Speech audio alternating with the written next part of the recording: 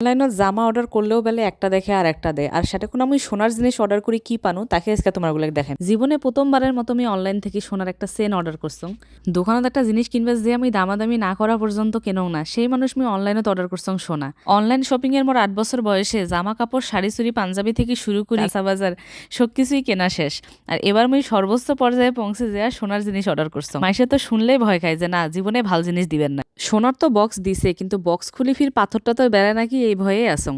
যাক আলহামদুলিল্লাহ পাথর তাইলে দেয় নেই, যেটা অর্ডার করছং সেটাই পাইছং। হাতের কাছত মাপার মতো কোনো জিনিস আসলো না, যে কারণে ওজন করে নিবার পাং নাই, কিন্তু যে ডিজাইন বা যে মাপটাপ যা কিছু অর্ডার করছং সব কিছু সেম সেমে পাইছং। বাড়ির গড়ত এত বানিয়ার দোকান থাকতে আমি অনলাইন থেকে এই সেন্টটা কে কিননু তারও একটা কারণ আছে। বানিয়ার ঘর তো 5-6 আনার নিচত কোনো সেনে বানিয়ে দিবার পায় না, সেটা কোনো এই সেন্টটা আসলো মাত্র 1.5 আনারও কম। ইয়ার থেকেও আরো কম ওজনের সোনার সেন টেন থেকে শুরু করি মেলা ডিজাইনের জিনিস আপাত দোকানত পাওয়া যায়। আর আপাত কয় সঙ্গে দুবাই থেকে ইম্পোর্ট করা, তবে বাজেট বেশি থাকলে ভারী জিনিসে নেওয়া ভাল, পাতলা জিনিসের সবসময় সিরিজ যাওয়ার একটা ভয় থাকে।